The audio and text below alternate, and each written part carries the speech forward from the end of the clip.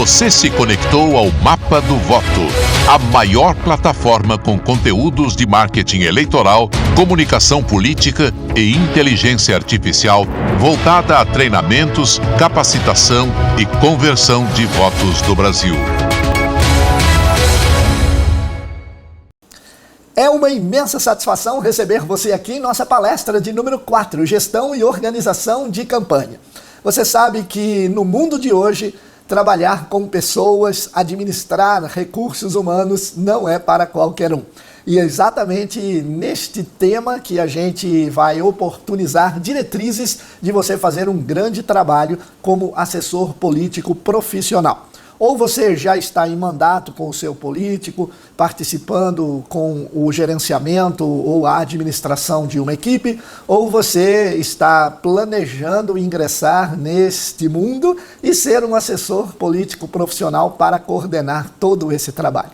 Realmente, a experiência manda muito, porém a gente sabe que é muito importante você ter estes conhecimentos que nós vamos por uma troca, um exchange de know-how, passar para você tudo aquilo que nós aprendemos durante estes 30 anos trabalhando como consultor político, como gestor em situações de crise, montagem de comitê e assim segue a vida com a opinião pública, fazendo uma pressão e nós com a função de blindarmos o candidato.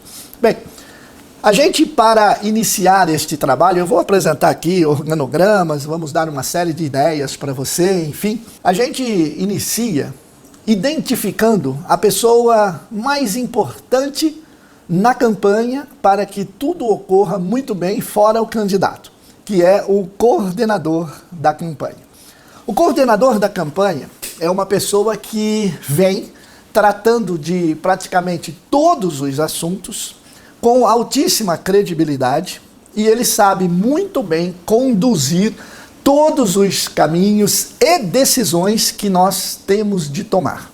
O coordenador de campanha, ele está abaixo, está num nível abaixo daquele núcleo duro, mas ele também pertence ao núcleo duro. A questão é que tudo que é decidido ali naquelas questões estratégicas, ele, vamos dizer, seria o que vai gerenciar a parte tática da sua campanha. Porque nós temos a parte estratégica, a parte tática e a parte operacional. Nesses 3 níveis, o coordenador é um pivô entre o núcleo duro e também a parte tática, porque é ele que vai dar os inputs para que a gente possa, então, executar a estratégia. Bem, deixa eu explicar melhor para você. Nós temos uma estratégia, 2 estratégias, 3 estratégias, ok, não interessa, mas vamos, neste exemplo, focar em uma estratégia. Então, nós temos uma estratégia que, para que ela se realize, é necessário 2 ou 3 táticas. Às vezes, você tem uma estratégia e com uma tática você já resolve. Mas às vezes você precisa de 2, 3, 4 táticas para resolver uma estratégia. Depois, cada tática desce para um nível operacional que vai, como o próprio nome diz, operacionalizar tudo isso que a gente criou lá na estratégia. Então, imaginemos que nós vamos ter a estratégia, nesse momento, de montar um grupo de mulheres, tá? E esse grupo de mulheres fará com que a gente reúna em determinados locais apenas mulheres líderes de bairros. Então, a primeira estratégia é essa. Tática. Então, nós vamos buscar, por intermédio de indicações, as mulheres que ali se identificam com esta vaga. Operacional, vai-se até lá, operacionaliza-se a atividade, oferecendo recursos e insumos para que ela possa iniciar o trabalho. Uma vez que ela inicia, então, daí em diante, nós vamos oferecer, por exemplo, tá? Vou dar exemplos claros aqui, mesas, toda a infraestrutura de som, palco, iluminação, para que ela possa fazer as reuniões. Então, ela é o operacional, ela está obedecendo a tática, onde nós detectamos 5 lideranças, ela é só uma, e dessas 5 lideranças foram complementos para executar a tática de termos líderes mulheres nos bairros. Ok? Então, é mais ou menos desta forma. O que o coordenador faz? Ele sai do núcleo de estratégico que acabou de ter o input. Ok, vamos fazer desta forma, detectar as mulheres. Beleza? Ele sai do núcleo estratégico e vem para o núcleo tático, porém chefiando o núcleo tático, para que então ele incorpore esse trabalho, obviamente organize, tá? Identifique possíveis falhas que possam ter, corrigi-las e soltar para o operacional. É um profissional muito difícil de se encontrar, por 2 motivos. Os competentes, eles têm outras funções.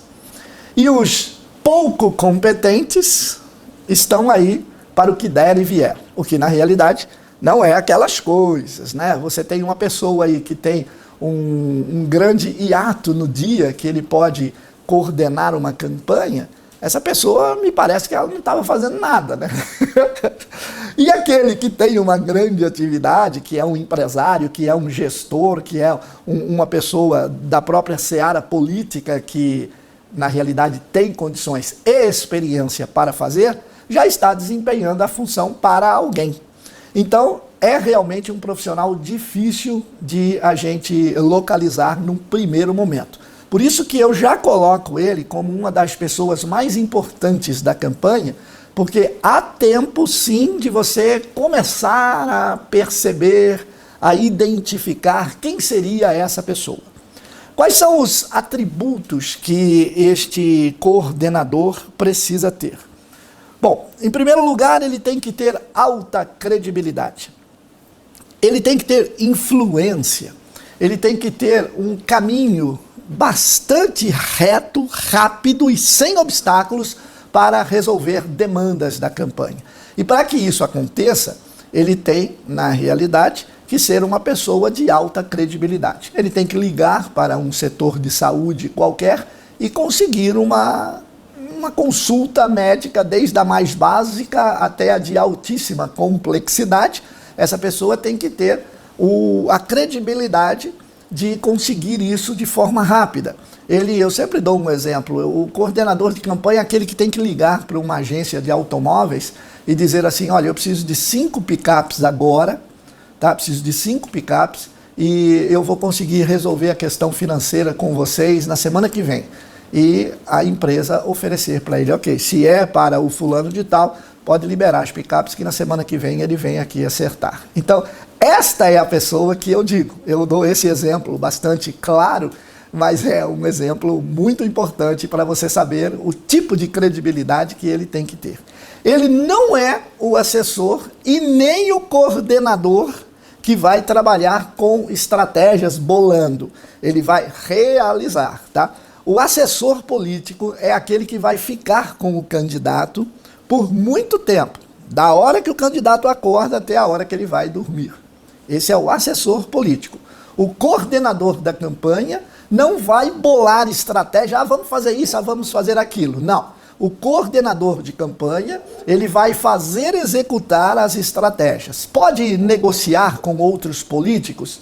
Pode. Na realidade, é uma função do assessor também, que se confundem, mas não há nenhum problema. Ele também pode negociar apoios, ele pode negociar parcerias, enfim. Esse é o coordenador. Ele também tem que ter um poder de decisão. Não adianta, se ele não tiver um poder de decisão, ele vai sempre estar dependendo do candidato. Na verdade, ele tem de ter lastro para decidir em nome do candidato e também dirigentes. Isso, em outras palavras, é algo assim, vamos fazer desta forma com 150 pessoas e às 7 da noite do sábado em tal lugar. Ou ainda, olha, nós temos uma situação que existe uma rádio que quer nos dar o apoio, mas eles querem conversar com o candidato, enfim, tal. Esse coordenador, ele pode seguir à frente, ele pode mensurar e ele pode, com toda tranquilidade, fechar esse tipo de parceria. Então, ele tem lastro para isso. E, obviamente, a habilidade em gerenciamento de conflitos, conseguir blindar o candidato e possíveis situações onde os desgastes, na realidade, são eminentes. Então, o que significa isso? O candidato diz sim, o coordenador diz não. Simples assim. Então, aí, obviamente, ele tem que falar um não com classe, com elegância, ele tem que falar um não muito bem falado, para que não haja nenhum tipo de crise no meio do trabalho. E esse coordenador tem que fazer isso de forma a blindar o candidato com toda certeza. E os problemas, eles não são muito fáceis de serem resolvidos, né? Os problemas, na verdade, eles se resolvem de 3 formas. É bastante interessante. E na política, nós podemos aplicar estas formas que ela cai como uma seda e você vai entender como esse coordenador e você, assessor político profissional, também deve internalizar o que eu vou dizer, absorver e aplicar no futuro. Isto vale para a vida toda. Nós temos 3 formas de resolver problemas. Nós temos uma forma de resolver que é a força bruta. Nós temos uma segunda forma de resolver que são por etapas. E nós temos uma terceira forma de resolver que são insights. Isso é uma explanação do Felipe Archione, da PUC do Rio Grande do Sul, onde a mente do ser humano trabalha de forma sensacional. E é aqui que a gente consegue encontrar essas possíveis soluções. Veja, vamos entender um problema de força bruta. Como é que você resolve um problema de força bruta? Este tipo de problema, ele tem 2 soluções. Sim e não, serve ou não serve, vai ou fica, e não tem meio termo nesta situação. Então, eu vou dar aqui o exemplo de uma chave, por exemplo. Você tem uma porta para você abrir e você tem 5 chaves. Então, você, na força bruta, você não tem outra opção, a não ser o sim e o não. Então, põe uma chave, não abriu, tira a chave, põe a outra, não abriu, tira a chave, põe a terceira abriu. Então, isso é o que chamamos de força bruta. Você não precisa de raciocínio, basta você simplesmente exteriorizar isso e aplicar. É muito simples. Então, esse é o primeiro problema. Você tem uma série de coisas na sua vida que, às vezes, você vai pela força bruta com toda certeza. Assim como eu, como todas as pessoas, né? A segunda forma é por etapas, né? Na verdade, quando nós estudávamos, ou você está estudando ainda, vamos pegar um problema matemático, né? O problema matemático era o seguinte: primeiro, você fazia uma equaçãozinha muito simples de primeiro grau e você descobria qual era o valor do x. Muito simples. Só que daí, 2, 3 aulas à frente, o problema ficava um pouquinho mais detalhado. Então, você pegava aquele x que você descobriu há umas 3 aulas atrás, e agora você já aplicava como x é igual a 2ac. Então, você multiplicava o a pelo c e depois multiplicava por 2, e aí você já tinha o x de forma um pouco mais complexa. Você foi para outra etapa. E assim, você tem uma série de situações na sua vida que você... por exemplo, você vê que antes você ligava o carro com uma chave, certo? Agora você tem um botão Start-Stop. Então você subiu de nível e houve uma evolução que você só precisa da chave agora de aproximação. Então é exatamente nessa parte em que nós entendemos a evolução dos problemas. Então as soluções, elas também são feitas, antigamente você mandava um documento pelo correio, agora você manda o documento no WhatsApp, e vale, né? Todo mundo aceita, já é algo pacificado em toda a sociedade. E o terceiro é exatamente os insights, é o tempo versus a ideia imediata. Se você tiver tempo, você vai conseguir ter insights ou ter ideias brilhantes. Você já percebeu que quando você vai tomar banho, você tem as melhores ideias daquele dia? Se você tem um problema, você está batendo o problema, você está consumindo o problema, isso é tempo. Você está indo, pá, não sei, de repente, mas ainda não achei a melhor solução, tal. De repente você vai tomar banho e brilha um insight, aparece uma ideia do nada, né?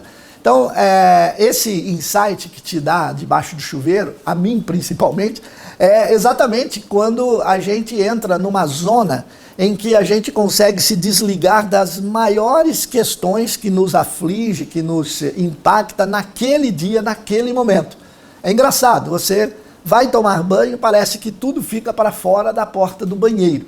E aí você, lá como está numa zona mais zen, você tem insights. Então é por isso que a gente diz que grandes ideias vêm debaixo do chuveiro. Não sei se você já ouviu essa frase, mas é exatamente por causa disso.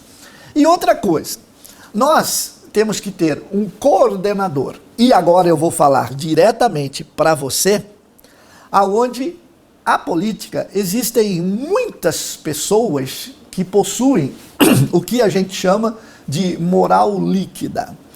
Moral líquida é algo que você mais vai encontrar neste campo.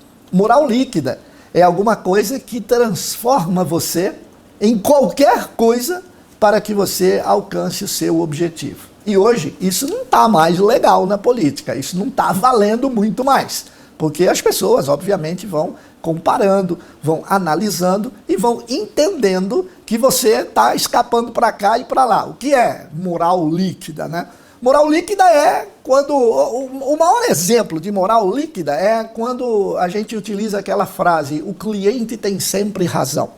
Para que você atinja esse propósito, você, como vendedor, por exemplo, né, você vai dizer, olha, eu tenho esse iPad aqui, ele é muito bom, tá? É um iPad potente e ele custa, sei lá, vou chutar aqui, ele custa 10 mil reais. O cara fala, nossa, mas ele é muito caro para mim, né? Você tem alguma coisa mais barata? Ah, sim, eu tenho esse daqui que é 7 mil, também é bom. Opa, quer dizer, bom é aquele ou é esse? Esse também é bom. Olha, esse daqui, inclusive, ele tem um carregador que não sei o que, ele tem não sei o que lá, que faz não sei o que, aí ele começa a enaltecer o iPad de 7 mil reais. Aí você olha na loja e tal, você fala, e esse daqui de 5? Não, esse também é, assim, é o mais vendido. Então, para quem sabe o que é moral líquida, né? Você já nota que o cara, ele está te tentando vender, ele não está te elucidando qual é o melhor, qual é o pior, ou, olha, esse daqui você não compra, tá? Então, o certo, para quem não tem esta moral líquida, né? É a pessoa dizer, olha, esse de 5 aqui, ele é bem mais simplesinho, ele é limitado, né? Ele tem um carregador que não dura muito, a bateria dele acaba às 10 horas da manhã, estou dando um exemplo, né? E esse daqui de 7 é um meio, agora o bom mesmo é o de 10. Aqui você não vai ter erro, você vai comprar, você vai ter um material, um equipamento aí pelo resto da sua, bom, pelo resto da vida não, mas você vai ter o equipamento aí por uns 4, 5 anos, enfim. Aí, o cliente pode não comprar, mas ele vai entender que você foi franco com ele. O professor Clóvis de Barros Filho, ele dá o exemplo da jarra e do pinico, né? Então ele, em uma das aulas que ele administra na USP, então ele disse o seguinte, tem gente que é jarra e tem outras pessoas que são pinico. Só que você tem que ser jarra de verdade. O cliente chega para você e fala assim, amigo, você tem pinico? Ele fala, não, aqui nós só temos jarra. Pinico você vai encontrar lá na loja do lado. Lá eles vendem pinico. Aqui a gente vende jarro. Se você quiser pinico, você vai na outra loja. Ah, mas ele deixou de vender? Não. Ele foi honesto com a pessoa, com o cliente que foi lá e disse, aqui nós somos jarras. Pinico é lá do outro lado. Então o cliente vai entender muito bem e se satisfazer com esta ideia de que, olha, amigo, eu fui lá, os caras lá são jarra mesmo, entendeu? Pinico é lá do outro lado. Ah, então ali é onde eu tenho a certeza da atribuição da qualidade e honestidade. Se você jogar isso para a política, é a mesma coisa. O coordenador não pode ter a moral líquida. ou moral líquida. E você a mesma coisa. Você como assessor, você tem que dizer, amigo, nós não vamos fazer isso, porque é assim que funciona. Eu vou dar um outro exemplo que está aí na sua cara para você ver. É Instituto de Pesquisa. O Instituto de Pesquisa, principalmente em pesquisas para eleições municipais, ele vende a pesquisa para os 3, 4 candidatos de uma mesma cidade. Então, quando eu iniciei a minha carreira, né, em 1988, trabalhando com pesquisa. Eu tinha um instituto, o instituto nasceu em 92, eu fiquei 4 anos tentando aprender no mercado, que era pouco fiscalizado pelo Tribunal Regional Eleitoral, ainda não existia nada dessas qualidades. Eu falei isso na palestra de número 1 sobre pesquisa. Então, o que acontece? A gente saía para uma cidade, você fazia a pesquisa e entregava para a pessoa, sei lá, aquele tempo lá pagava R$1.000, a gente era muito simples. Então, a pessoa comprava a pesquisa. Naquele mesmo momento, a informação vazava, que olha, eles mandaram fazer a pesquisa com o cara lá, tal, não sei o quê. A gente recebia ligações, olha, eu estou procurando uma pesquisa, você tem alguma aqui da cidade? Poderia vender a pesquisa? Poderia. Existem pessoas que fazem isso? Existem. Mas para quem tem a moral que não é líquida, é sólida, não vende. Pô, mas você vai perder dinheiro. Cara, você vendeu a pesquisa por R$1.000, o cara está te pagando R$3.000, são 3 vezes mais, e você não vai vender? Não, não vou vender porque eu tenho moral sólida. Porque aqui é assim, nós somos jarros, nós não somos pinico. Pinico é lá do outro lado da rua. Então, esse coordenador e você, como assessor, tem de ser jarro. Tem de ser jarro, ou ser pinico. Mas tem que ser. Não pode ficar dando aquela ensaboada, achando que vai ser o mais esperto do cenário eleitoral. Você vai fazer isso por uma vez, 2 vezes, e na terceira você nunca mais vai conseguir se posicionar com grande eficiência e, obviamente, com credibilidade no cenário. Assim é também o coordenador. Muito bem. Quais são os fundamentos da gestão da campanha? Nós temos que, em primeiro momento, ser sistemático e abrangente no planejamento. Esse planejamento, ele passa, inclusive, pelo financeiro. Nós não podemos assustar o candidato. Nós não podemos pegar o candidato de repente, como a gente fala, de calças curtas, tá? Nós não podemos. Nós temos que fazer o planejamento financeiro da campanha. Olha, como eu trabalho, eu vou dizer para você como eu trabalho. Senhor ou senhora, nós vamos fazer a sua campanha e existe aqui um orçamento inicial planejado de X mil reais. Nossa, mas para mim é muito. Ok, o que é interessante para a senhora, ou o que está no seu planejamento? Ah, eu me planejei X menos 4. Ok, então nós vamos refazer o planejamento em X menos 4. Porém, agora eu quero que a senhora entenda que o correto é o X. A senhora está planejando X menos 4. Nós vamos cortar algumas coisas, diminuir outras, mas haverá campanha sem nenhum problema. Esse é um ponto. O segundo ponto, você precisa de quantos votos? Ah, para me eleger eu preciso de 140 mil votos. Beleza.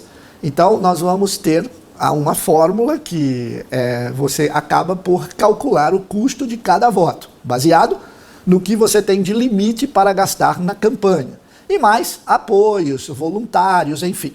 Então, você tem um custo por voto, você tem um custo da campanha, para que você comece a realizar tudo aquilo que é necessário para que a sua campanha tenha uma diretriz, tenha um objetivo. Para que, aí vem o segundo ponto, a execução seja coordenada e eficiente. Eu não posso ir, eu sempre dou um exemplo, o cara vai, bate no barranco, volta para a estrada, bate do outro lado do barranco, volta para a estrada e vai seguindo e vai assim mesmo. Isso não existe mais, tá? Você precisa ter um planejamento e você precisa executar. Então esse planejamento é: quanto nós vamos investir, quantos votos nós precisamos, quantas pessoas estarão conosco, contratadas, quantos voluntários estarão conosco, qual é o tipo de material e custo que nós vamos ter, haverão parceiros que vão estar proporcionando determinadas facilidades na campanha, enfim.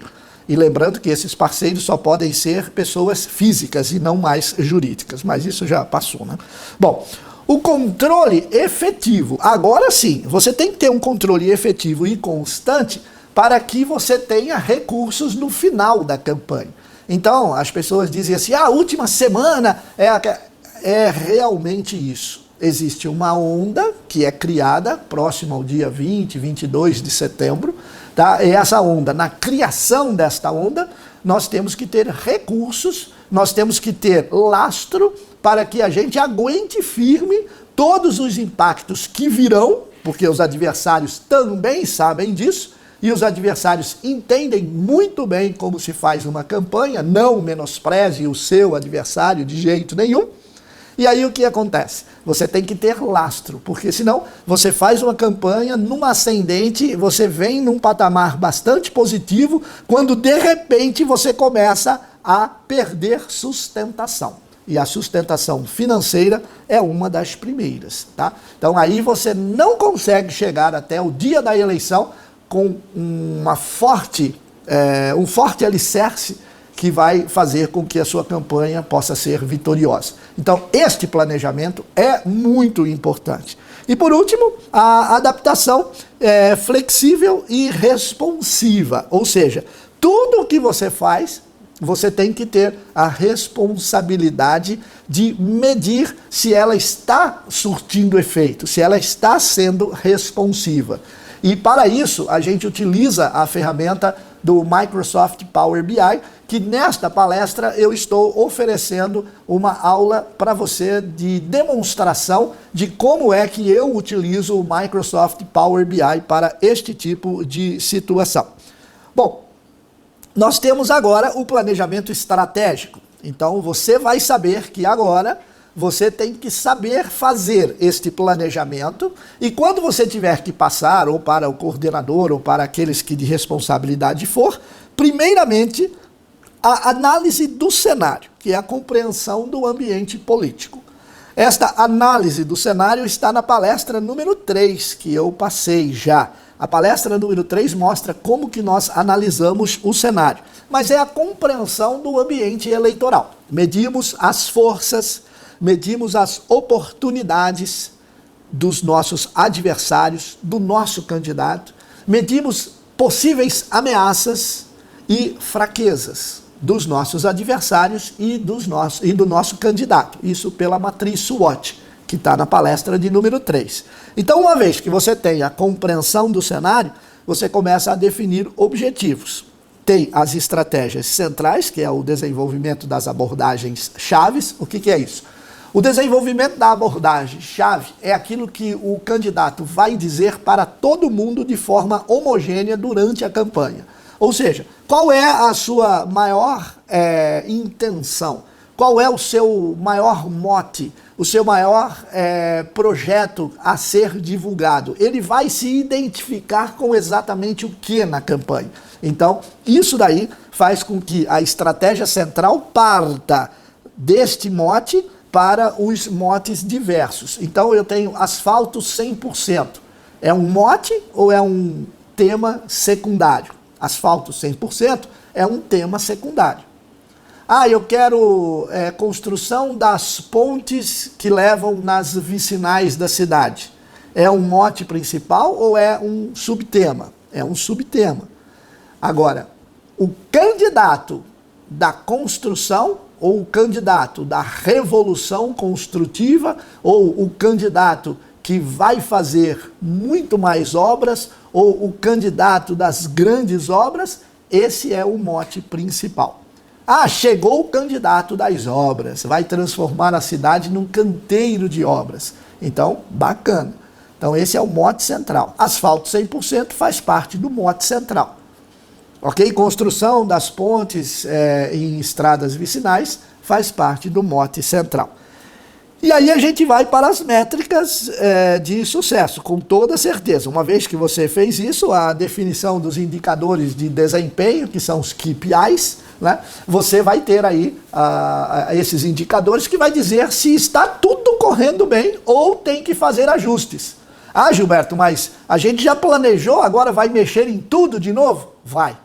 Mas pode mexer em tudo de novo, uma vez que a gente já planejou tudo? Pode. Poxa, mas não vai ficar ruim para a equipe? Não. Todo mundo tem que entender que há um objetivo planejado, mas se chegou a um ponto e verificou que precisa ajustar o ritmo, o alinhamento e as diretrizes da campanha, faça.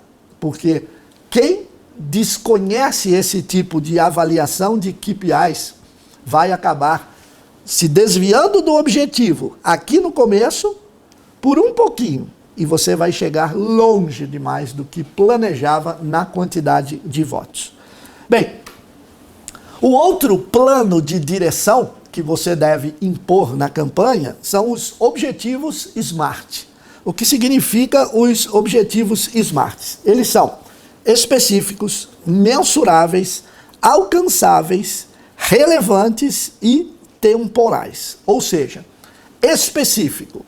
Então, um objetivo SMART, ele não é fazer uma mobilização e também gravar um vídeo para o Store. Então, ou uma coisa ou outra. O objetivo SMART pode ser usado para todo plano de direção ou de ação, mas ele objetiva uma única ação. Então, vamos entender. Nós vamos fazer um Store, tá? Então, a gente vai usar. Vamos ser específico, que é o S de specific em inglês. Específico é o S do SMART. Seja específico. O que que é? É Store. Não é feed, é Store. Ah, mas eu posso colocar no feed? Pode, mas depois a gente vê isso. Primeiro, é um Store. Beleza. Mensurável.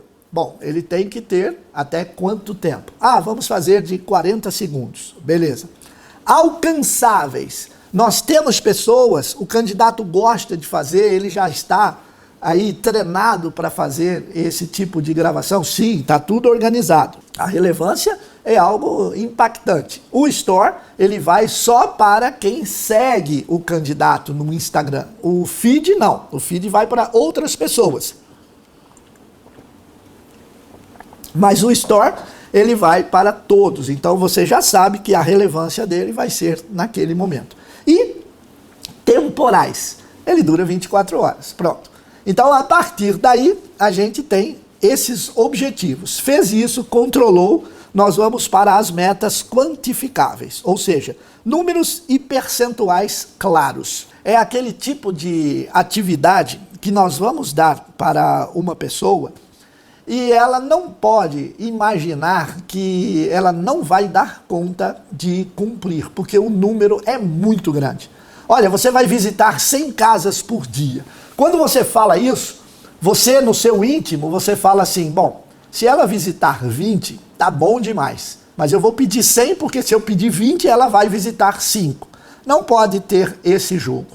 Tá? Tem que ser uma coisa clara, tem que ser uma coisa muito bem definida e tem que ser uma coisa objetiva. Olha, nós vamos combinar. Você vai visitar 40 casas por dia, ok? Ah, 40 eu não consigo. Quantos você consegue? 30 casas. Ok, então você vai visitar 30 casas por dia. Então você tem que dar esses números percentuais ou números de forma clara, que se cumpra a meta. Porque se ela cumpriu, você vai parabenizá-la e vai dizer, olha, bacana, gostei, eu vou passar para o candidato que você cumpriu, tá legal, vamos amanhã de novo, vamos depois, vamos depois, vamos depois. E aí ela tem essa motivação, tá? Os indicadores chaves, que são as métricas de acompanhamento, aí você vai fazer uma planilha, onde você vai ter todos os 15 voluntários que estão na conversão do voto, Os 15 visitando 20 casas por dia, por exemplo, nós teremos 300 casas visitadas por dia. Isso são os indicadores chaves, tá? E depois o cronograma macro. Aí eu vou explicar o cronograma um pouquinho mais para frente.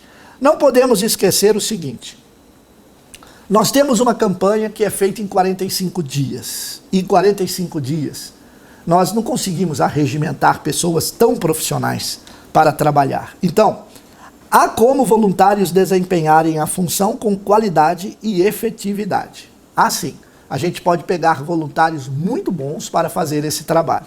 Eles, com qualidade e efetividade, realizam. Mas os demais devem ser profissionais, assim como você está sendo agora fazendo esta palestra. Tem de ser profissional para que você toque uma campanha. Na verdade, 45 dias não dá tempo de ensinar ninguém. É trocar o pneu com o carro andando. Não é fácil. A partir daí, eu tenho aqui uma sugestão de datas e ações de campanha que você pode colocar aí. Eu acho que vai ficar bastante bacana. E essas sugestões e datas para ações de campanha, ela começa, obviamente, em agosto, né, com a pós-convenção. Já inicia com uma reunião interna de mulheres. Depois, visite as zonas rurais. As zonas rurais, se tiver na sua cidade, é claro, você vai entender que quanto mais cedo você for na zona rural, é melhor. Porque na zona rural, as pessoas costumam, como a gente diz, dar a palavra. E se deu a palavra, é muito difícil de voltar atrás. Se eles escolherem você, está escolhido. Então é importante que você vá antes, tá? Aí você se monitora por intermédio de pesquisa e no dia 15, por exemplo, às 0 horas, começa com o Corujão do Adesivão. Olha que legal. No dia 15, meia-noite e 1 minuto, você já vai começar a plotar os carros da campanha. No dia 17, você entra com a inauguração da Casa do Povo. Casa do Povo nada mais é do que um comitê, tá? Mas você deve sempre estar ali levando inovações na campanha. Aí você vai ter sempre adesivaços diários, visitas, reuniões e faz mais uma pesquisa para monitorar, tá? Você tem pesquisa, você tem tracking e a quali para este tipo de campanha já foi feita lá em fevereiro, março, dezembro do ano anterior. Quali é outra coisa, tá? Agora, no caso da pesquisa Quanti, nestas datas que eu estou colocando aqui para você, é como uma sugestão. No dia 30, começa a propaganda eleitoral, no rádio e na TV. Então, você já deve estar com a equipe preparada, já deve estar com tudo em mãos aí. No dia 1º, você pode iniciar com o TV de rua. Então, é um caminhão, um 3/4, alguma coisa assim, uma F4000, 608. Você coloca esse caminhão com um telão, ele não deixa de ser um palco, mas no telão a gente vai passar o TV de rua. O que é? São todas as inserções, todos os programas eleitorais, todos os videoclipes, tudo que você tem de material multimídia, você vai utilizar no TV de rua. Daí você vai e faz mais uma pesquisa para aferir tudo do jeito que a gente já está ensinando nas palestras. Um adesivaço continua, visitas continua. No dia 21 você pode marcar um comício, faz a pesquisa novamente, continua com o adesivaço diário, visitas, reuniões e etc. No dia 30 a gente vem para treinamentos de delegados, tá? Porque a eleição nossa é dia 4. Então, você tem que treiná-los para que eles acompanhem dentro dos colégios eleitorais, enfim. No dia 1 pode-se fazer outra pesquisa, no dia 2, último comício, no dia 3, última carreata, e no dia 4 é o dia exatamente da eleição. E eu tenho certeza que é lá que você vai demonstrar que tudo que nós estamos trocando de experiências aqui valeu a pena para você. Agora, o que nós temos que tomar muito cuidado, e você principalmente, são com referência às zonas de conforto, tá? A zona de conforto derruba a campanha. A percepção da vitória antecipada muda o padrão, a narrativa, e a equipe toda tem a certeza da vitória. Não tem coisa pior que isso. Nossa, Gilberto, mas eles não têm que se movimentarem, motivarem e tal? Tem que fazer tudo isso. Mas, na realidade, é muito perigoso as pessoas entrarem na zona de conforto. Nós já ganhamos, já está tudo bem e tal. E muda o discurso, né? As pessoas começam a falar outras coisas, que a gente veio construindo uma narrativa durante a campanha e a gente alcançou o primeiro lugar. Quando a gente chega no primeiro lugar, todo mundo muda o discurso porque a gente está em primeiro lugar. Isso é muito perigoso. A ativação, que é o terceiro detalhe, no modo turbo do adversário.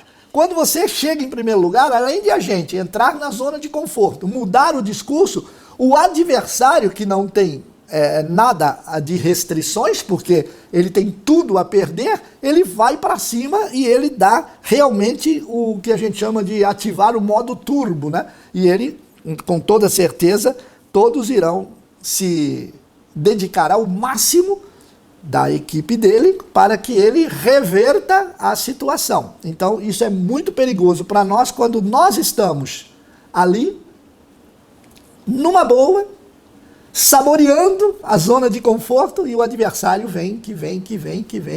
Isso é muito perigoso. E, obviamente, o espectro da campanha acaba sendo alterado. Nós que tínhamos um tipo de fala, uma motivação, um engajamento, a gente começou a soltar um pouco porque nós entramos na zona de conforto. Deixe-me explicar para você o que é a zona de conforto. Nós temos uma zona de conforto e uma zona de crescimento. Tá? Então, é muito legal você entender que quem está na zona de conforto não tem crescimento. E dentro da zona de crescimento, não há conforto.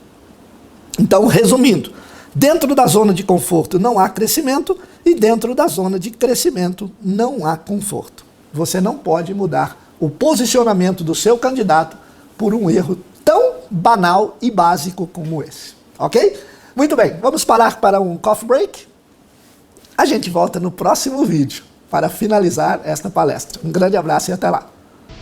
Academia Mapa do Voto. Rumo às eleições 2026-2028.